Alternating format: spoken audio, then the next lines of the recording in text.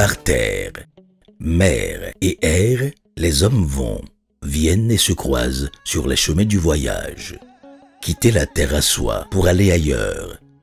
Vivre sur la terre des autres et parmi eux, gagner sa vie est une dimension humaine qui, depuis des âges, gomme les frontières entre les hommes, les peuples et les nations. En Afrique de l'Ouest, il y a un pays qui s'appelle République du Niger. Vu rien qu'à travers ses frontières avec l'Algérie et la Libye au nord, le Tchad à l'est, le Nigeria et le Bénin au sud, le Burkina et le Mali à l'ouest, la République du Niger se présente comme un grand espace d'immigration et de transit, aussi bien vers le sud que le nord du Sahara. Nous sommes très peinés aujourd'hui de voir que la situation sécuritaire de la sous-région est en train de prendre un grand coup. Et ça a fait du Niger, en tant que foyer de stabilité, en quelque sorte, par rapport à la question de sécurité, donc un terrain propice pour le déplacement des migrants.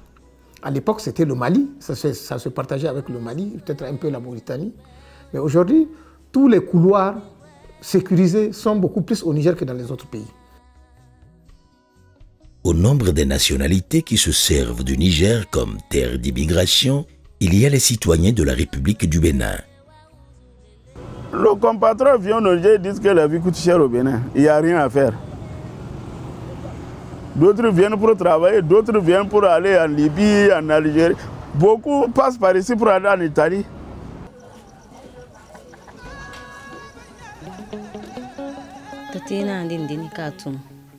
Nadan tate da gwan 18 ans.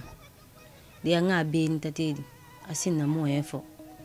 De abere fo dun pays aventure Libye.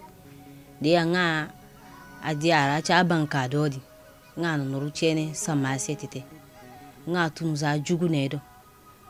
Andu ko tunu di adua 24 ans ko. Ka tunu za nedo. Abere da na 60 000 samase foto wedu. Na lele zazane hal para ku 2500. Ka to para ku. Za para ku hala gadezi 25 000 naza. Za para ku di kai ma kai tuna gadezi. Ipe to doso ngelele sara. Halili mpe to agadezi zan 23. Ngalikan te sam no likani. Galikan te sam mobo. I convoyer di kuna iba webra hinkanu hansine fo abala ganien na ku. Iba 60 personnes. Webra hinka nombre chini halbureno. Ide hindi de na kani na wiya de te bayo halili mpeto ina ma esenisi hime esenisi ide peto ala kal de guna de matoka kwe du he ka de chiji kabineto wallahi narpe adinate anate ba chene wallahi anate ba chene ka kweta agade zinga na adam convoyer yo kami no convoyer na za noruka guna ro di suto warka ro na anodi ngaji anka dato libi di arriver pays kato nga na trai hena le na duchere restaurant na kwe ko nera camerounais yodo nindo adu no di ka ebitete ka no churona no na se kana bete nga nkambe no kuna to zani no neza ka kana yuta sikuna nindi dono problème adina hini nga yetite fu.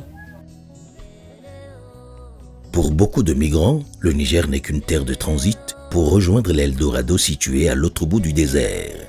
Mais pour beaucoup d'autres aussi, il a les couleurs de la terre promise. Terre où facilement l'on travaille et gagne sa vie. C'est le cas de ces enfants béninois que nous avons rencontrés sur ce chantier de construction en plein cœur de Niamey, la capitale du Niger.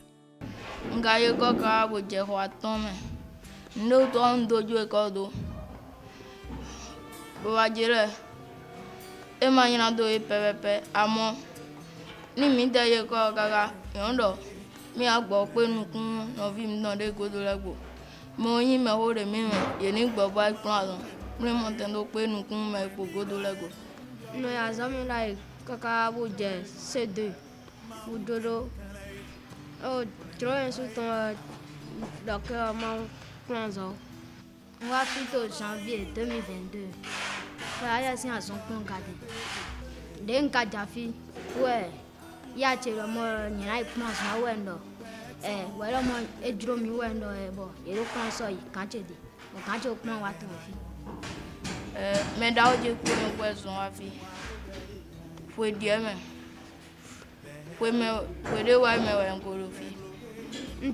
Assiette ouais na fait et dans polo et assiette la pour cacao. Nous aïe quand étant dit à sous étant si apprenti. Nous belo de 9h ou ça 8h. Bon, nous bien ça. Nous quand même nous venir sur nos gaga. Bon azoara quand il est. Et on doit dire quoi bon, nous dire quoi. Pour dire nous faut 18h. Voilà, nous faut 19h. Ni mi wazon kaka wa je samedi. Ndu kwa mi to mi ndu kwa mi adu kaka na je samedi yevu. Ela no 4 mi la no 5 mi parce que méritation wa nga méré bo méré sous patron de ko méré. Chantier fin no do bon. Ni jandu no ya to me ko no. Bono ko no do fi. Ni me ya utu. Kam no eno iro toto ba no so ai mi. Do ma o ndo no vi. Ndo vi yo si. Bolo sunsi. Bodo mrao yon si opo mrao che yon si lo wa ye école bon edina back to kwe ni mfuni eno viam parce que de mi ono kwe gbe de mi no kondo ni transon boko ne no bia ile utu maso mu de ku ba iba awu no zemi nye ko e ko ndo wo pa za utu azombo mi no yo do wele mi no be appel vidéo. On continue à ça, toli. Maintenant que l'école là-bas, toli, on connaît à ça à dire tout. Ni vire bien choix non bon mi e plan non. E ne mai we gbe wo ne. Ye ni do do po ni plan non bo. Azon po e ko po ndo pro nyama. Ye da ye ko ga ni, ye mo monde. But that ni mo ye ko ga ni mo no se mi nya kun gbe. E ne le benda gbe e ne le mi mo ye. E ne le do bo mi no ni ye da kun se mi nya mi no plan non. Mai kun keke yenade azonwa ba kwa memoire ni ero ni na yi école cabina poinçon na dona poinçon parce que ou ja dem to so parce que ni aya so me kaka ba je fi na je ba gro me to re ba ado mo fi a je ne din e pe mi ma gan continue pe ye kwa mbo yesu aso go a 0 mo ado mo mi a go asun kun to so dona beson ti. À Niamey, comme dans d'autres villes nigériennes, il suffit de passer un coup de fil et le réseau met à votre disposition et à bon prix une petite domestique béninoise bonne à tout faire. Moi, j'appelle seulement la dame.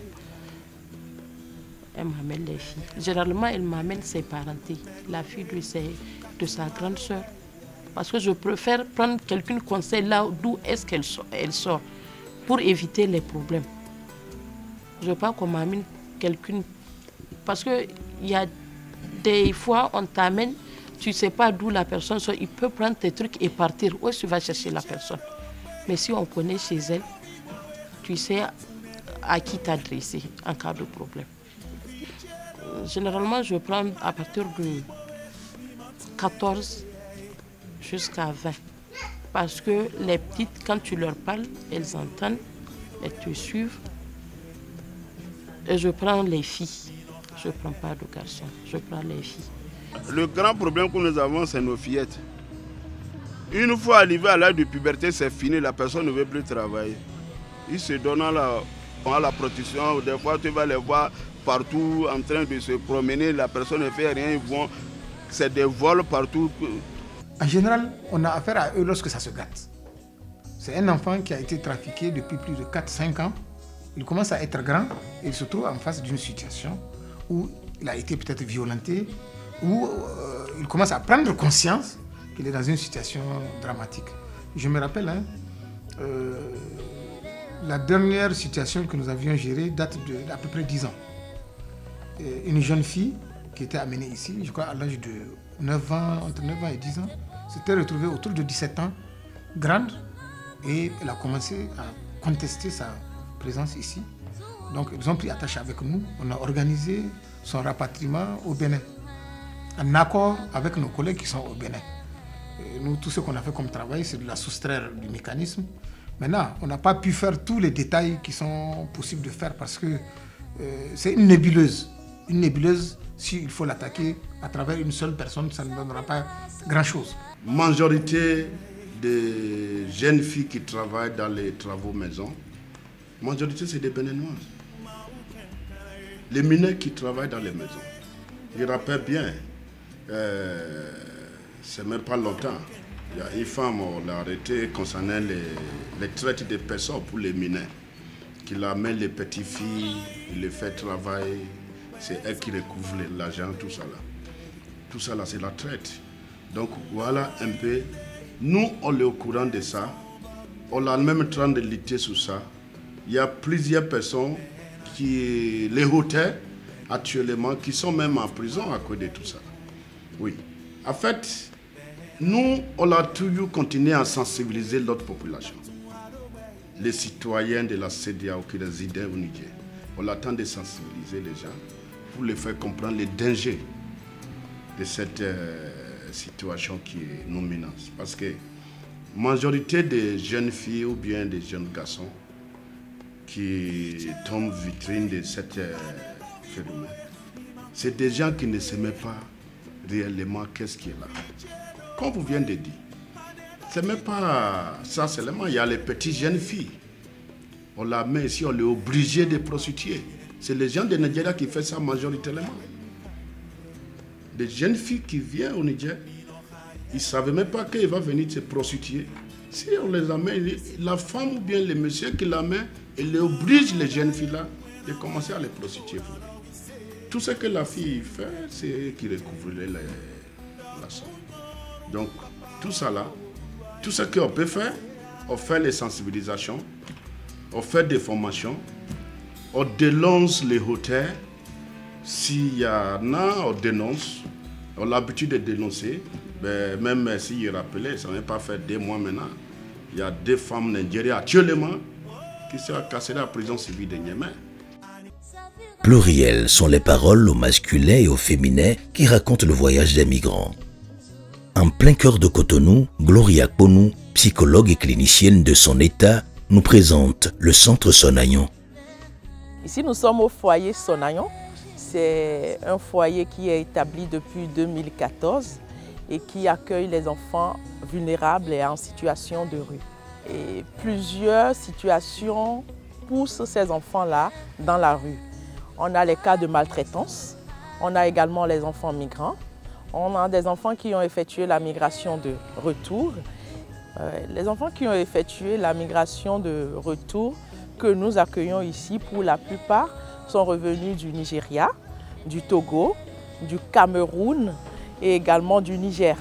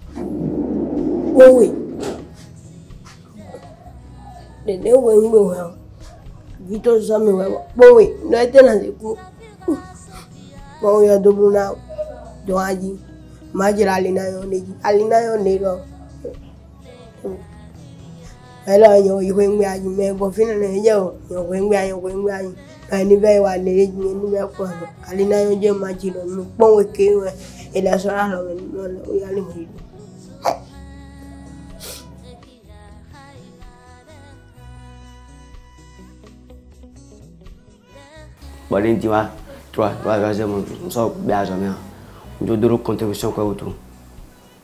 On voit boire topa.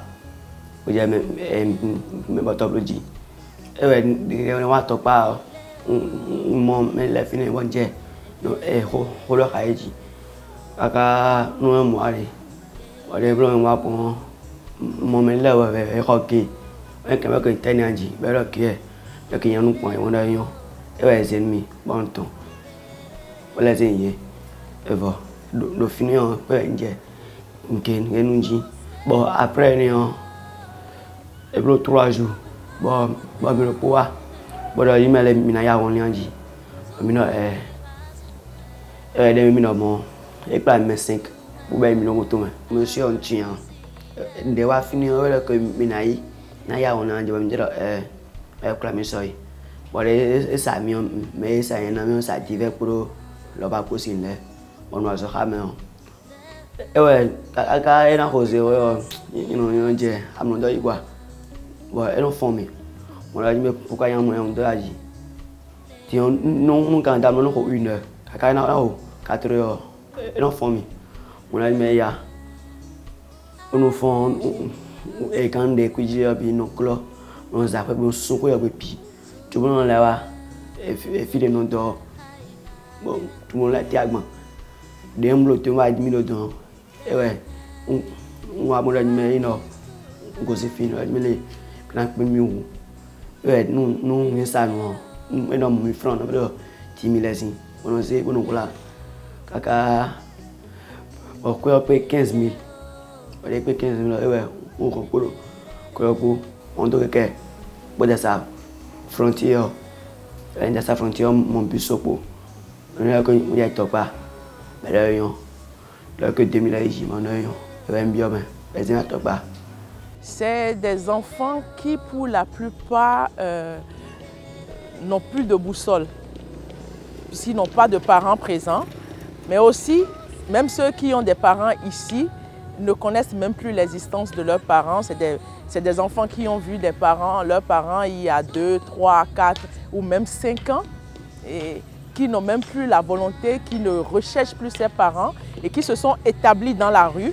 Pour la plupart des enfants que nous accueillons ici, ce dont nous avons connaissance officiellement, c'est le châtiment corporel, la non-rémunération, mais les non-dires que nous écoutons chez ces enfants, nous avons des abus sexuels, les enfants qui sont sexuellement abusés, des viols, des attouchements, de harcèlement, malgré que ce soit des garçons, contrairement à ce qu'on peut penser. Et le voile de la tristesse et des fois celui de la mort couvre en chemin le frère parti à la quête du bonheur. Les mains vides et le regard livide, certains rescapés de l'Odyssée des migrants retournent à la terre qui les a vus naître.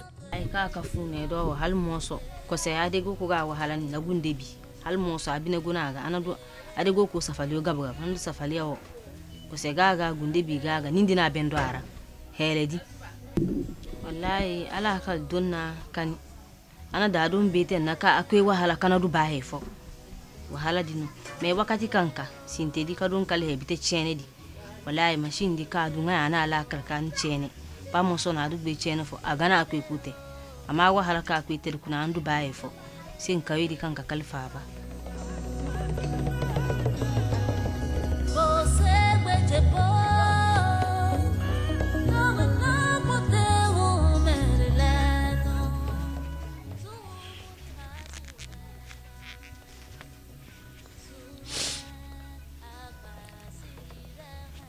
Heka aku hadi kamu ngana momoran al moso wala hina zo binesi ankai na momoro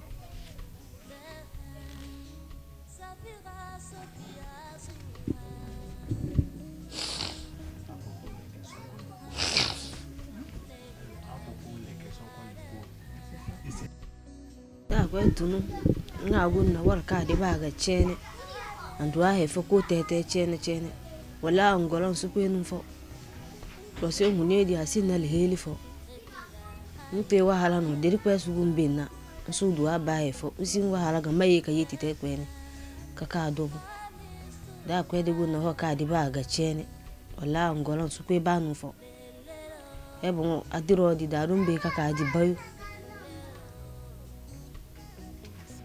Moi, j'aime pas pleurer parce que ce qui m'a fait quitter la maison, c'est ça que je regardais. La manière dont j'ai laissé la famille, je sais qu'il n'a rien. Bon, si je meurs, je sais que c'est ce que Dieu a dit. Si j'ai rentré, bon, bonne chance, c'est ce que j'ai fait, avant que j'ai quitté la maison même. Bon, vraiment, j'ai regretté de partir. Parce que si j'étais à la maison, peut-être j'allais déjà trouver une activité pour être mieux un peu. Parce que aller-retour que j'ai fait, bon, je n'ai rien vu de différence. Si j'ai l'opportunité de repartir, tout ce qui est comme pays arabe, moi je ne pars pas. Tous, quel que soit l'Algérie, Libye, Koweït, Arabie Saoudite, moi je ne pars pas. Tout ce qui est comme pays arabe. Parce que devant arabe, un noir n'est rien. Il t'insulte. Ils t'insultent dans les langues. Si tu comprends la langue là et on t'explique, tu ne le fais pas. Si quelqu'un vient chez moi que je vais partir, moi je lui dis non. Parce que là-bas, bon, même si tu vas, tu ne peux pas dormir. Là où tu dors, tu manges à l'heure, c'est mieux que là où tu ne peux pas dormir, tu n'es pas libre à chaque fois. Même si tu es au travail, tu n'es pas libre. Donc ton pays est mieux plus que partout. C'est une réalité qui nous montre beaucoup de détresse, beaucoup de difficultés. Beaucoup de violations, beaucoup de frustrations, parce que on parle beaucoup des migrants qui cherchent à aller en Europe, et on a tendance à oublier que nous avons des migrants chez nous également, des migrants qui pour la plupart se retrouvent dans le secteur informel. Vous savez que le secteur informel, c'est la précarité, c'est la violation des droits. Donc c'est des gens qui pour la plupart se retrouvent dans une situation de migrants illégaux, donc n'ayant pas satisfait aux exigences en la matière dans notre pays, qui traversent à pied la plupart du temps les frontières, qui se retrouvent chez nous par la force des choses, à la recherche du travail. Et je vous donne l'exemple du secteur hôtelier. Vous allez dans les bars et dans les restaurants, vous avez le monde des migrants, le monde réel des migrants qui ont besoin d'être accompagnés, d'être soutenus par l'État et par les organisations sociales. Que dire face à cette détresse qui ravage en dépit du temps qui passe? Avant de parler aux jeunes, parlez aux autorités à divers niveaux. Les autorités au niveau national, mais également les autorités au niveau des communes. Parce que lorsque quelqu'un qui a vécu l'enfer de l'Algérie, vécu l'enfer du désert en Libye, vécu l'esclavage, fait des témoignages qui vous font pleurer, mais qu'ils finissent par dire « je veux repartir », c'est qu'ils ont perdu tout espoir dans leur propre pays, dans leur propre lieu. C'est que lorsqu'ils sont revenus dans leur localité, dans leur commune, ils n'ont trouvé rien en place pour leur permettre d'entretenir l'espoir de s'en sortir en restant sur place. Et c'est malheureusement le constat que nous avons fait, notamment dans certaines communes comme Djougou et ailleurs. Donc, je voudrais d'abord m'adresser aux autorités pour dire qu'on a besoin de traiter autrement la question de la migration de la jeunesse. Il ne s'agit pas juste de parler de répression, de parler de sensibilisation sur les tests, sur les droits et les devoirs. Il s'agit d'offrir effectivement des opportunités. Et donc ça passe également par la bonne gouvernance au niveau national, la bonne gouvernance au niveau de nos communes. Il est temps aujourd'hui que les mairies comprennent que la migration, quand on parle de migration et développement, que ça concerne également nos localités. Et qu'on mette en place le service qui peut s'occuper de ça, le service d'accueil qui peut parler aux migrants, parce que la migration peut devenir effectivement de l'or pour une nation qui sait la traiter. Il est incontestable que ce fléau de la migration des mineurs les prive de leur enfance et compromet leur avenir. À l'unanimité, défenseurs des droits humains, syndicats et associations de défense des droits des enfants estiment que la lutte contre la migration et le travail des enfants devrait prendre sa source dans le cercle familial. Il y a des parents aussi, les causes des parents. Parce que les enfants, les petits-enfants, c'est les parents d'abord de les former ces enfants, de les indiquer ces enfants. Comme ça, de là-bas maintenant, les enfants aussi ils vont comprendre, ah, ça c'est pas bon, ça est bon. Donc, malheureusement, il y a des parents aussi qui négligent. Ils négligent ces enfants. Son propre enfant, il a mis au monde, il s'en fiche, il ne sait pas où l'enfant il mange, où ça va, où l'enfant il dort. Donc, obligatoire, l'enfant il va venir délinquant. C'est ça qui amène tous les problèmes. La population doit assurer sa part de responsabilité. Faire en sorte que les enfants ne soient pas compris comme une imposition de la nature ou de Dieu. Les enfants, ils sont là. C'est pour nous, c'est pas pour nous, ils nous appartiennent tous. On a le devoir de faire en sorte que leur évolution soit saine. ne pas les impliquer dans quelque processus que ce soit qui pourrait nuire à leur santé, à leur moralité et surtout à leur scolarité. La scolarité là, quelles que soient les conditions dans lesquelles elle va se passer, accrochons-nous à ça. Même si c'est par terre que l'enfant doit s'asseoir pour aller à l'école, faisons ça, qu'il aille à l'école. Qu'il soit en bonne santé, qu'il soit handicapé. Tous les enfants ont ce droit et nous devons veiller avec ce devoir moral, ce devoir divin, je dirais, de faire en sorte que les enfants soient protégés et qu'ils puissent être dans les meilleures conditions de vie.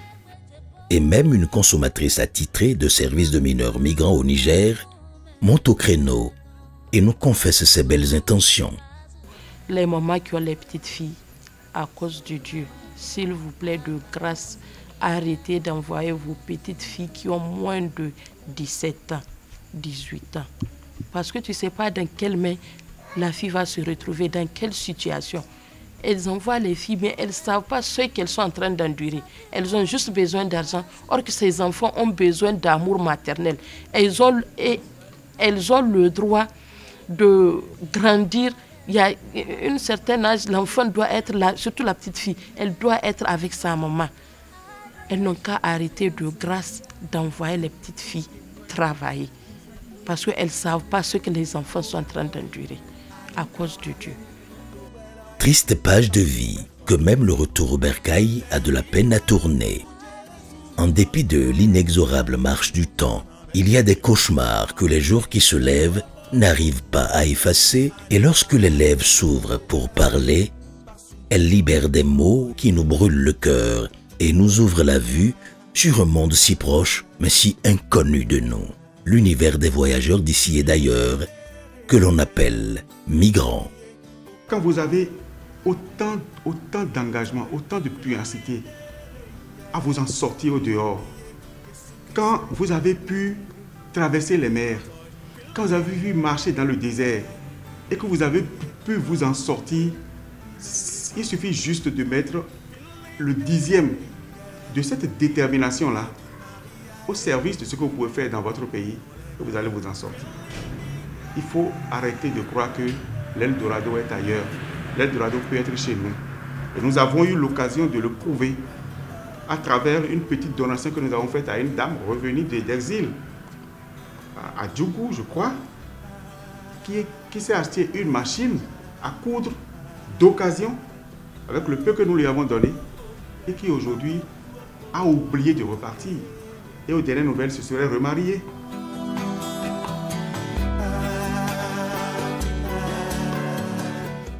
Alors restons et fécondons les pierres qui aujourd'hui nous font de profondes entailles dans les pieds.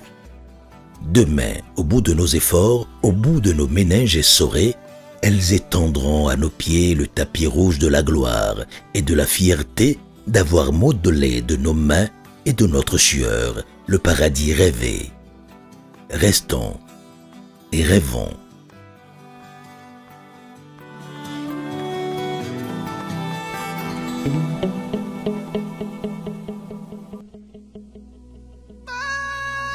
But